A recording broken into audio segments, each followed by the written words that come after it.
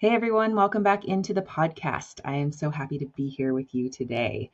I am just wrapping up a full week. Today is a Friday when I'm recording this session. So, I've been moving and grooving all through the week, running my business, running calls, coaching, running workshops, doing all the things that I do in my business, and then also all the things I do as a mom. So lots of sports are happening right now for both of my kids. And so sitting in the stands at volleyball games, driving to tournaments and things like that. So all the things, this is the beginning of the school year here. And so, my kids are getting used to all of their classes and all of the new things that are on their plate. And so I'm hearing about all those things that are up for them. And yeah, it's a lot to hold as a parent, right? I'm sure you are also juggling all of those things right now as well, between work and, cooking meals and grocery shopping and showing up for all of your things that you do each and every day. So just want to, let you know I'm here with you and all of that. I'm doing all of those things too. And it can be a lot to juggle, especially when, there's big things happening out in the world. I know that we're all paying attention to the news right now. We're all watching as things unfold around us in our political landscape and globally and everything. So a lot to hold, a lot to maneuver inside our minds, inside our nervous systems.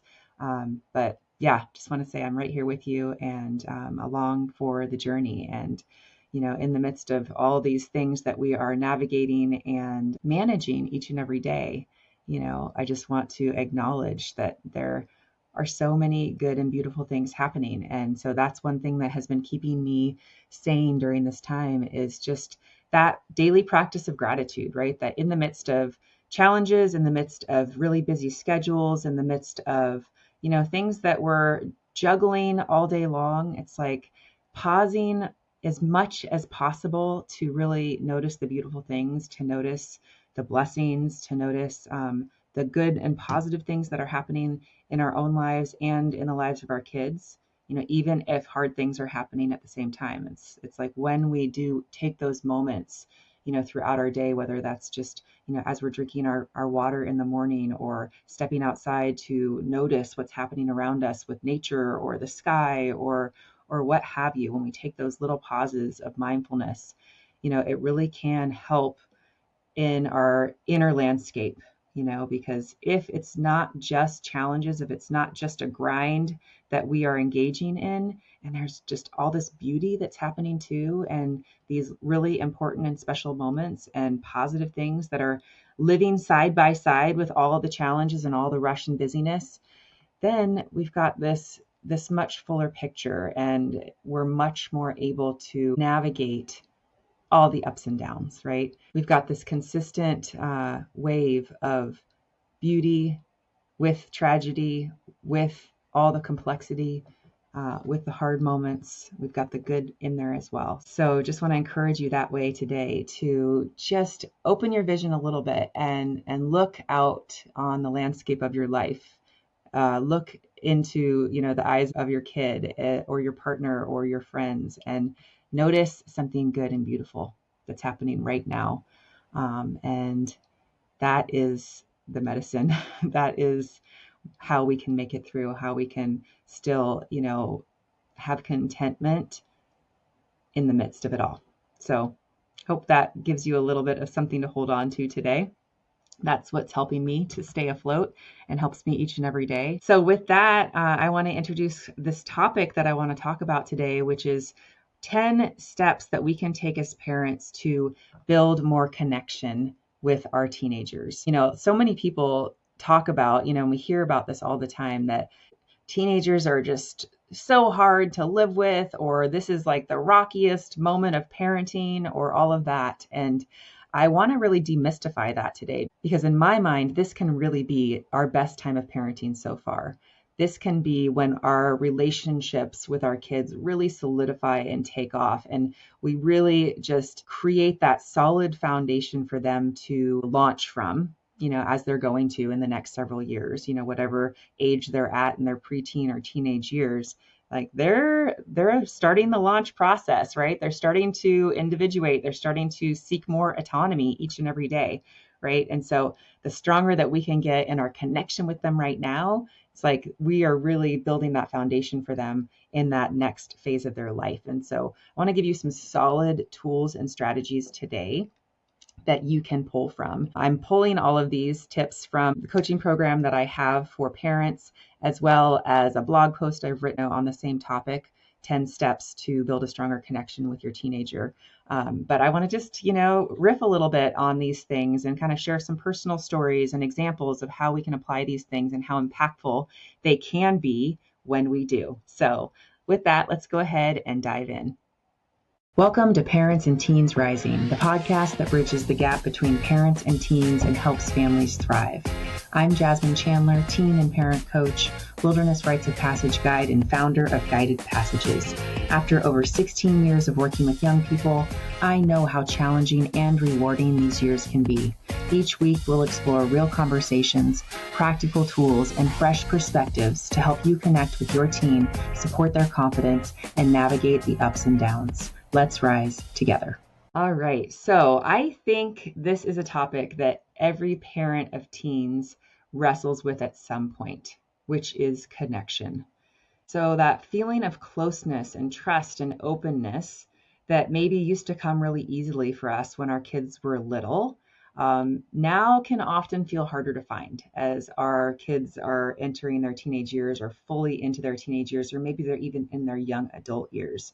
Sometimes it feels like disconnection has really entered in, and there's a lot of divide between us and our kids, as they've, been stretching themselves and exploring and individuating and really, trying to do everything the opposite from us, trying to separate from us, right? As their brains are wired to do at this stage of life, it can start to feel really hard. Like, gosh, man, I feel like I've lost my connection. I feel like I've lost my influence. I feel like my teen has even lost trust with me or closeness, and they're not as open as they used to be. And it can feel really hard to find, like, where do I bridge that gap? How can I, recreate that closeness that we used to have? Is it possible to even get back there, right?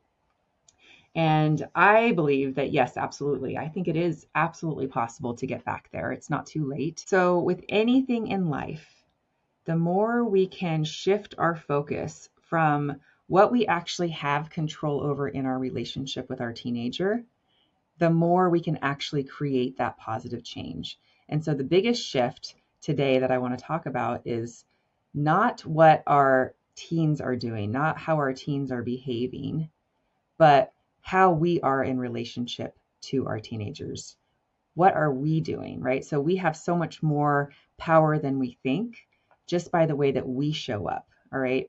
And actually, it can feel really empowering, because if I'm trying to scramble for affection or time or connection with my teenager, I kind of show up with this desperate energy, right? Like, give me something that I'm not getting, right? And they feel that. And, as with anything, when teens feel pressured, they're going to resist and they're going to pull away from that, right? And so this is a practice that we're going to be talking about today, how we can really start to shift our own perspectives, shift the way that we are approaching these situations to just build this foundation that our teens can come home to again and again, that our teens want to come home to again and again. And so we're going to talk about that through these 10 steps that I'm going to share with you today. All right, so let's go ahead and start with our first step, which is showing care every single day. All right, so if you're at a spot where, it's kind of hard to show care because you're so frustrated with your teen. Maybe they have been exhibiting some behaviors that are really hard to handle, right? Maybe they have been, showing up with some disrespect or rudeness or attitude or not following through or lying or all these types of things that, can really be big triggers for us, right? Sometimes it's hard to show up with care. So I want to just recognize that. It's not easy to show up with care every single day, but it is so transformative. So, think about if you have all this frustration and pent up resentment happening inside, that's how you are kind of perceiving your teenager. You're kind of perceiving them as a problem in the moment. Like, all their behaviors are problematic, and therefore we're almost viewing them as a problem. And so when they walk into a room with us and we have that energy that you are a problem, we are not going to be that warm. We're not going to be that welcoming. We're not going to be that excited to see them. And they're going to feel that. They're going to feel that wall. They're going to feel that distance coming from us, right? So really opening our heart again, really opening our heart again, remembering this is my precious child. This is the one I fell in love with when they were placed in my arms on the first day of their life. This is the one I took all those pictures of in their pigtails or, scooting around on their scooter, that I was just so proud of, so excited about, and remembering back to those times when your teenager was a little one and, you'd see them coming towards you and you'd be like, hey, buddy, oh my God, I'm so excited to see you. You're so cute. You're so beautiful. So that's the energy that we used to really show up with for our kids. And then over time, as a lot of these things have built up inside of us, our energy has shifted towards them.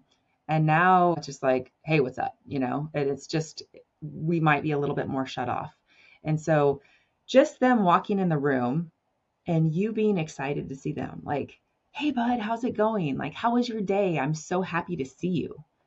That right there is just such a huge moment for them that no matter what they've done, like we still have that underlying care for them that doesn't change. It's that idea that no matter what you do or what you say or how you behave, I'm here and I'm solid and I'm always going to want to see you and welcome you in my door and want to give you a hug and want to ask about how your day was, right?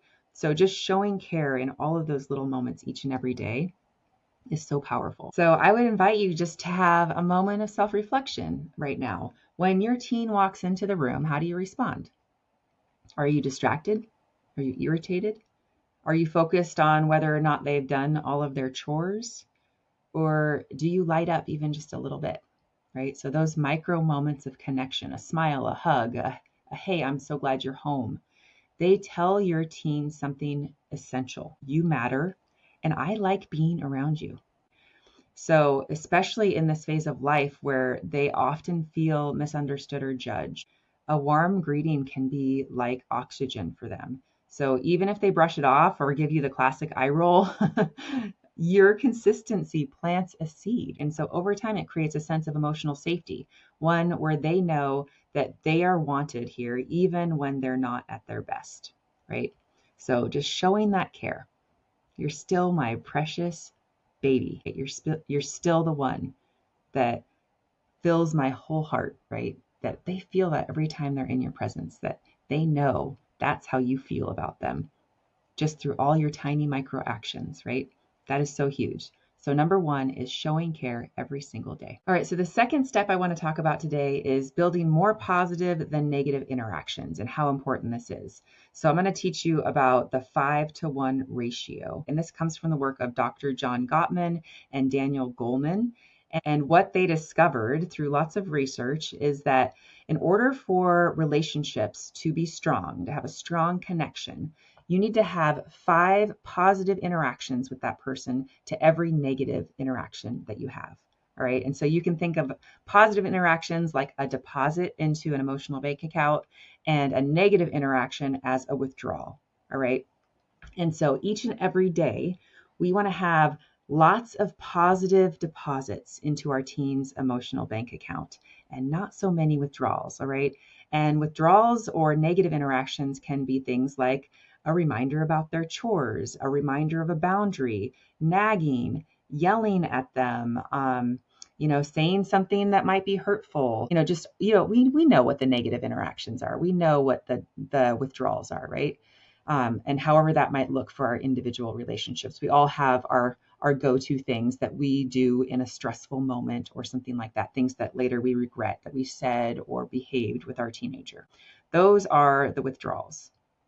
Even just simple things like, I told you to pick up your socks and now they're still on the floor, right? That is a withdrawal, right? It's a negative interaction. That's not something they're going to look forward to or that's building connection. Not to say that setting boundaries or following through on the boundaries that we set is not important, but just to remember that if that's all we're doing, if all we're doing is setting boundaries, all we're doing is reminding about the boundaries that we've set, those are all withdrawals in their mind. That's how they're going to view those interactions, right? So we want to have a lot of deposits. So like I said in the last step, right, the showing care, right? So them walking in a room and you being happy to see them, that's a positive interaction. That's a deposit, right? You giving them a hug, positive interaction. You showing up at their sporting event, positive interaction, right? So positive deposit, all those things. So we're really wanting to work on that ratio of positive to negative interactions. So just almost doing a little audit. If you were to look back on yesterday, right? Think about all the interactions that you had with your team. What was your ratio? How many positive interactions did you have? And how many negative interactions did you have? And if we're looking at that ratio and we're like, dang, right? Dang, I had 6 or 7 negative interactions with my kid and only 2 positive ones, or maybe no positive ones. And that happens because we are surviving in a really busy world. We've got lots on our plates. Teenagers are pushing back. There's lots of things where we might get triggered by our teens and what they're doing or saying or not doing or not saying, right? And so all of those things might produce a negative interaction. And so that happens. That's life. That's relationships, right? There's no shame or blame. That's not what this is about. But this is about starting to notice, right? Like, what is that ratio for our relationship? So if you've been noticing disconnection with your relationship, this is a great place to start. Like, do I have enough deposits in the bank to pull from for the withdrawals, right? For setting those boundaries, for setting that guidepost around them to keep them safe, right? Which we know is needed. So what is your ratio? When you do that audit, a little self-assessment, a little self-compassion, right? Because it's not going to benefit you whatsoever to beat yourself up about this, right? We're all doing our best at any given moment, right? And as we know better, we do better. And so no beating yourself up aloud, but just a compassionate self-assessment. How has it been going? And how would I like to start adding more deposits in, right? So maybe what are 2 more ways that I could incorporate some positive interactions in the day? Maybe it's, we're going to sit down at mealtime together and have a nice conversation. Or maybe it's that I'm going to actually schedule something really intentional, like a date with my team. Or maybe it's just that we're going to sit on the couch and watch a movie together. Just what are those positive interactions? Let's get really intentional about them. And if we can get that ratio in a better balance, that is going to really improve our connection with them over time. All right. It won't happen overnight, but it will happen. All right. So that moves us into the 3rd step here, which is focusing on what you can actually control. So the truth is that we cannot control our teenagers as much as we want to, and as much as we desperately try to each and every day. We cannot force them to care about their grades, to clean their room without nagging, to respond respectfully 100% of the time. What we can control, right? The only thing that we can control is ourselves, right? I can control my breath, my body language, my tone of voice, my boundaries. And while that might not feel as satisfying in the moment, it's incredibly powerful in the long run. Okay. So when we get fixated on everything our teen is doing wrong, what happens is that we start to spiral. We get more and more reactive with them, more critical, and more disconnected. Okay. But when we shift the focus internally to ourselves, and we ask ourselves, how am I showing up in this moment? Everything starts to change. So, for example, if my teenager comes in the house and I'm like, oh, hey, how's it going? And then they drop their bag down and they say something rude, like, just maybe they snap, like, I don't want to talk about it, or it's just kind of harsh. Okay. However they responded, it was harsh. Maybe it was disrespectful. Maybe they came with some attitude, right? My inclination in that moment is going to be to try to control them. So I'm going to be like, you can't talk to me like that. I never talk to my parents like that. Try that again. Say that differently to me, right? So I might really have this big urge to try to control how they're behaving, how they're feeling, how they're interacting with me, right?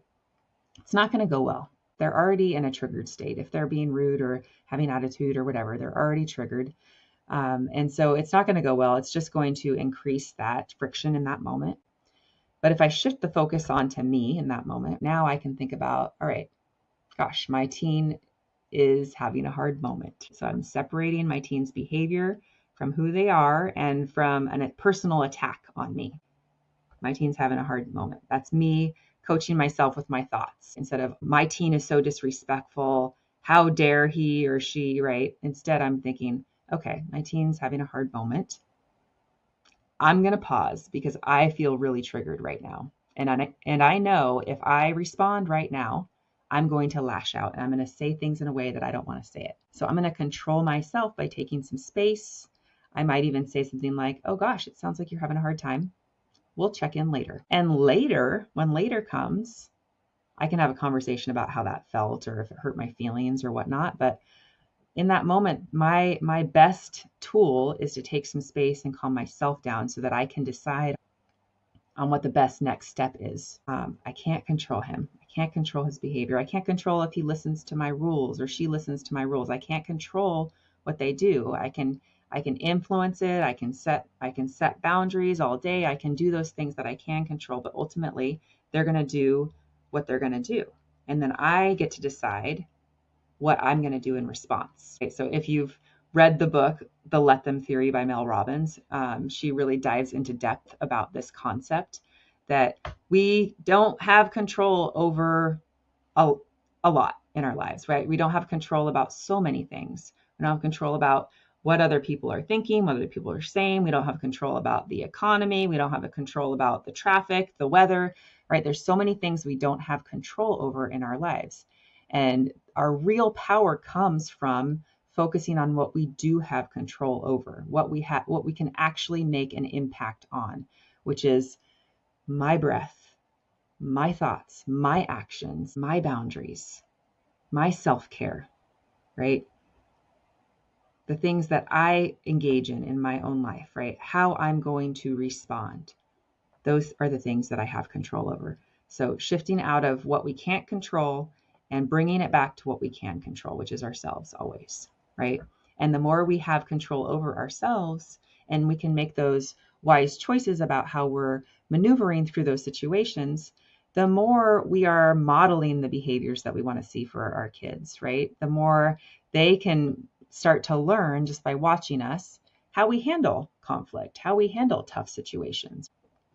It's not by trying to control or trying to yell or trying to shame or blame. It's by modeling it ourselves, by taking the control back about how we're going to be in response to the situations that arise. Okay. So focusing on what you can control is so huge. All right. Step number 4 is making time for real connection. So this step goes beyond just showing care every day. This is getting really, really intentional about how we show up. All right. So when we're in that cycle of nagging and reminding and enforcing rules, the relationship starts to feel like a series of transactions, all right? And that can be so exhausting for both of us, right? Both your teenager and for you. So if you want to build something deeper with your teen, it's so important to create space for genuine connection that isn't about performance or behavior. So that might mean joining them in something they enjoy, right? Inviting them for a quick errand run or just sitting down for that family meal and asking them about their day without an agenda, just showing up with presence, all right? And so a lot of times when we're showing up for that real connection, it's setting aside what we want to do in that moment, right? Maybe I don't want to sit and game with my kid. I'd rather read my book. But I'm going to pause and I'm going to go do that because I know that's a way that I can connect, right? I can go sit and grab a remote and play that game. Or maybe my teen loves to share about the book that they're reading and they go on and on and on and on and on and on about the book. And it can be somewhat exhausting to hold space for that long, but that's a moment of connection that I don't want to miss out on. Or maybe my teen's someone that really likes to process at 10 o'clock at night.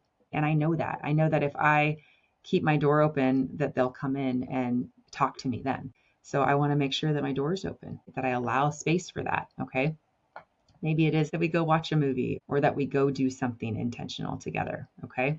So the key is really consistency here and not length. So just even 10 minutes of undivided attention can go further than a long forced conversation. And so it might not actually result in heart to hearts, but you're really laying the foundation and groundwork for closeness. So if you've been trying to figure out how to connect with your teenager, this can be a really great place to start. If they don't want to hang out, if they don't want to go do an errand with you, which is, as they get their driver's licenses and things like that, they're not going to hop in the car and go on an errand.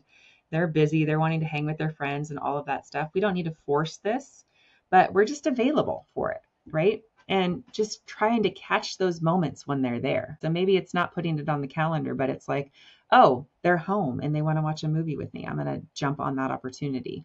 However that shows up, we are just present for that. And we're ready to just be there in that moment for however that looks, for however long it looks. We just take those moments as we can. Okay. All right. So let's talk about step 5. And this one is about being steady, being the steady one, even when it's really challenging, right? Because as we know, it's very triggering to be a parent. It's so triggering to be a parent. I mean, I swear, before I was a parent, right? And I'm sure we all get advice from non-parents all the time. We're like, okay, like, no, you don't know until you know, right? Before I was a parent, I thought I was like a really zen and regulated person. I really, truly did. I thought I was chill. I'm not chill. I'm not chill at all. I'm a control freak. I want control so badly, and I really try to control the people around me. And it really was a rude awakening for me when I realized, how unregulated I was, how unchill I was, right? How unsteady I was. I was so reactive. I was creating drama all the time about things that didn't need to be dramatic. I was yelling all the time. There was just so much going on, and it really came as a shock to me. I was like, dang, I thought I had something figured out. I thought I had something figured out, guys. But truth is, I didn't have anything figured out. And our kids are our biggest teachers. Our kids are our absolute biggest teachers. They are the Zen masters of our life. And if we can treat them that way, if we can, learn these lessons as they come, it's like, then we really can be pretty regulated, right? If we learn how to manage ourselves and stay regulated and calm and be steady in the midst of the things that are constantly put in the way of that, like, then we're doing pretty good. Okay. And so this is our challenge, right? This is like the mission almost as parents, is like learning how to be steady even when it's hard. So kids and teens specifically are wired to test limits, right? And it's not because they're trying to make our lives miserable. It's because they're trying to figure out where the edges are and whether or not we're still a safe place to land. Okay. One of the best things that we can do to build a stronger connection with our teens is to remain steady, even when they're pushing back hard. So this might look like calmly reiterating a boundary when they blow past it, or it could be choosing not to escalate when they're being disrespectful. So instead, we might say something like, I care too much about our relationship to talk to you when we're both upset. Let's have this conversation when we both had a chance to calm down. And over time, this emotional steadiness shows them that our love isn't conditional, right? That we can handle their worst and that we'll still be here and be steady, right? That's one of the most powerful ways of building trust with our teens. All right. So learning all of those regulation techniques to pause and calm ourselves down, focusing on what we can control in that moment, those things help us to be steady. And when we're steady, we co-regulate, right? We help them to steady themselves. We help teach them how to stay steady in relationships. If we're flying off the handle all the time, they learn to fly off the handle when they're upset, right? If we're yelling at them to calm down, that's not helping them calm down. They are going to continue to escalate. We're not helping them co-regulate. We're putting fuel on the fire. So learning how to be steady it's a lifetime practice. And if you need more support with that, I'm happy to help you, because that's what I do with my coaching with parents. Is one of the big foundational pieces is learning how to regulate our nervous system, learning how to not be so triggered all the time, or even when we are triggered, how we practice that pause and how we do stay steady even when emotions are high. Okay, so that's a huge piece of keeping our connection strong and keeping that trust strong. If our kid knows that when they come to us and they tell us something, we're going to fly off the handle, right? That we're going to be upset, we're going to yell at them, we're going to withhold our love or affection, trust is lost. They're not going to keep coming and telling us things. If we want them to come to us, we want them to share what's going on in their life, we have to be steady. We have to be solid when they share these things with us. We have to, let them know that no matter what they say or do, we're here, we're steady, we're their safe space. Number 6, offering respect even when it's not earned. All right. So respect is a need that we all have as humans. We all have this core need of being respected, of feeling respected. And our teens are mini adults. They still have that need, right? They want to feel respected. And if they feel disrespected, they're going to push back. All right. So when they do feel respected, they are more likely to treat other people the same way, and they're more likely to open up. So this doesn't mean letting go of boundaries or agreeing with every decision they want, right? We don't need to always side with them. It just means giving them age-appropriate autonomy. It means honoring their voice in family decisions. And it means not dismissing their experiences as just teenage drama, that we validate what they're going through. We give them respect for what they're going through. So when our teenagers see that their opinions carry weight, even if we don't always agree with each other, right? They are more likely to engage honestly with us. So this is just so huge, right? If we are just laying down the laws, we're laying down the boundaries, and there's no room for flexibility. There's no room for conversation. There's no room for their opinions or their ideas or what's important to them. They will feel that. And that's not going to create connection. It's going to create disconnection. Okay. So giving our teens respect, remembering that they are, adults in training, that we're giving them something that they can use and carry with them. We build their confidence when we trust them, when we listen to them, when we validate them. Okay. They feel important. They feel seen. They feel heard. So crucial. All right. Number 7 is practicing the pause. And I feel like I've mentioned this a few times throughout these steps because I'm just kind of all over the place a little bit and just having these trains of thoughts that are interweaving with all these different points. But practicing the pause is a huge, important step. So it can happen instantaneously when our teen says or does something and it hits a nerve in us, right? And we start to feel that inner heat rise within us, right? And it can be so tempting and so easy to react and to yell and to snap back. But this is our moment to pause. Take a breath. Step out of the room. Give your nervous system a minute to reset. So when we react from that dysregulated state, it fuels the fire, like I mentioned before. But when we learn to pause, we are modeling emotional regulation. And that is something our teen deeply needs to see. All right. They need to know that they don't have to respond when they're in that state as well, right? Teaching them how to pause, right? And we can even invite them to that too. And we do that by letting them know out loud what's happening for us. We can even say plainly, I feel really triggered by what just happened. I'm going to pause and take some fresh air so that I can calm myself down, right? We let them know what's happening for us internally, and then they're like, oh, I can pause. I don't have to always just jump in and respond. I can take a minute for myself too, right? So we show them that, we model that, right? And over time, they'll start doing it too. And maybe not right away, but eventually.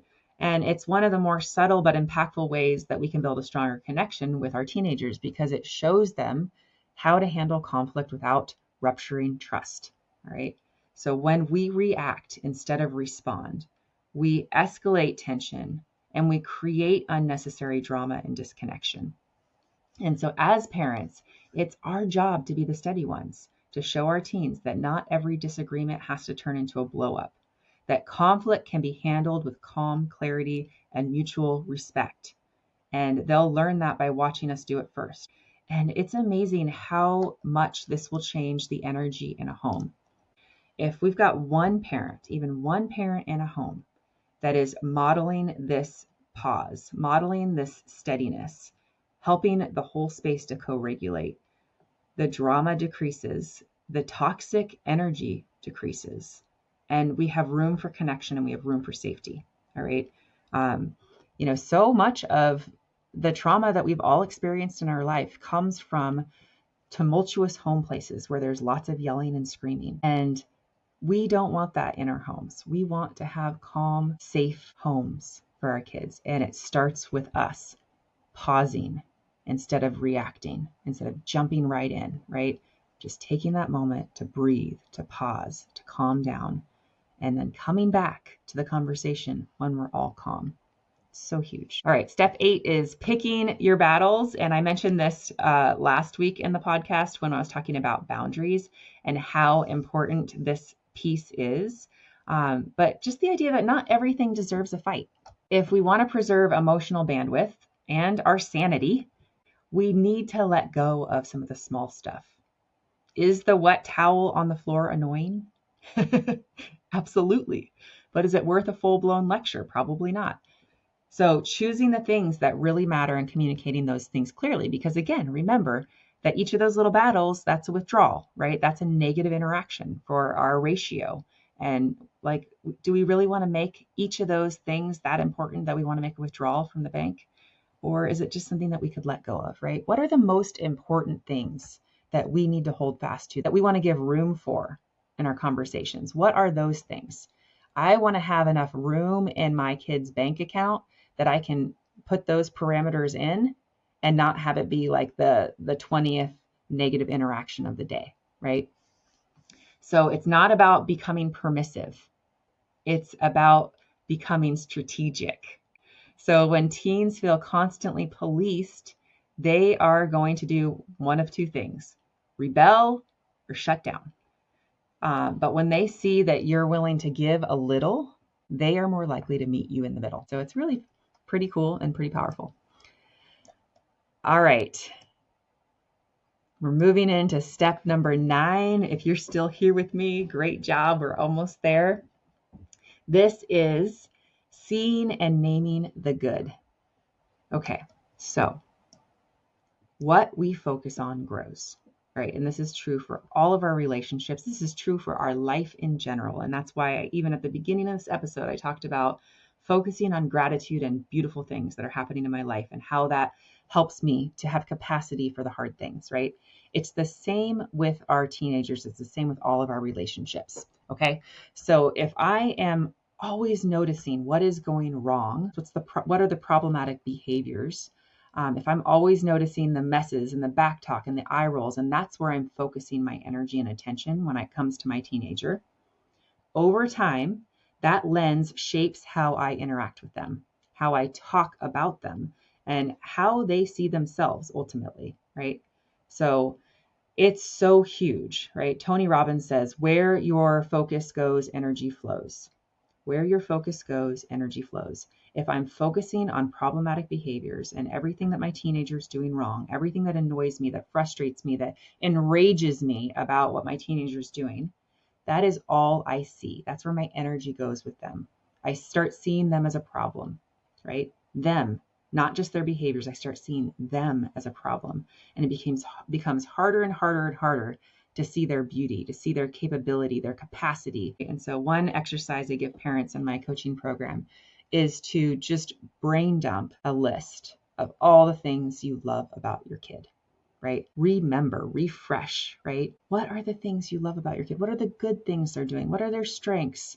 What are the things that they have done recently that was actually really awesome? right? We want to remember those things. We want to point those things out. We want to write them down every single day. So that's where our focus and energy is going. The more we are highlighting those things, the more we're remembering those things, the more our energy changes towards our kid, the more they see that in themselves, the more our relationship grows together. So important. It's so huge. So much of their self-concept, so much of what they believe about their own capacity comes from the messages that we're feeding them through our body language, through our facial expressions, through our words, through our actions. All of those things, they make a difference. So changing our lens, just that little shift. So today I'm going to purposefully and intentionally notice what is going right, what is beautiful, and what is working for my teen. Okay, so that's the task. Purposefully and intentionally pay attention to the good. It doesn't mean that, it minimizes their behaviors or the problematic things. It doesn't excuse that, none of that. But it gives us capacity to handle those things. And it helps them to see that they are not their behaviors, right? Inside, they are good. Inside, they have everything they need. So whether or not they have problematic behaviors, they have a core goodness and a core beauty and core strengths, core worthiness that does not change no matter what, right? And we can see that and we can point that out all the time. I know you're good inside. I know you have everything you need inside. I'm here for you, right? I know that you are not your behaviors, right? You are your own unique, beautiful person that is separate from any outward expression, right? Separate from problematic behaviors, separate from good behaviors. You're a good person inside. I see your beauty. I see your potential. I see your capacity. So, so powerful. So life-changing, really. Okay, last one. We made it. Last one is letting playfulness lighten the mood. This is step 10. All right. So some of the best moments of reconnection happen when we stop taking ourselves and the situation so seriously. Okay, parenting teenagers is so intense and it's easy to slip into constant correction or frustration mode. But when you feel that edge creeping in and that urge to yell or scold or snap, that can really become a cue to pivot into play. Okay, so crack a joke, do a little exaggerated sigh and say, "Oh my God, you make me so crazy, kid," right? Add some mock strangling or playful throttling, roll your eyes in a dramatic fashion, or throw a pillow across the room with a grin, right? Some way to shake that tension up and remind them like, "Oh my God, you're such a little punk. Like, I want to strangle you." Just that playful energy, that ability to not take it so seriously, like that will crack the tension. And then our kid remembers, "Oh yeah, like we're good. We're good. This behavior that I did, this isn't ruining my relationship with my parent, right? My parent can, not take it so seriously. We can still end the moment, even if it was high intensity, with some connection, with lightening the mood."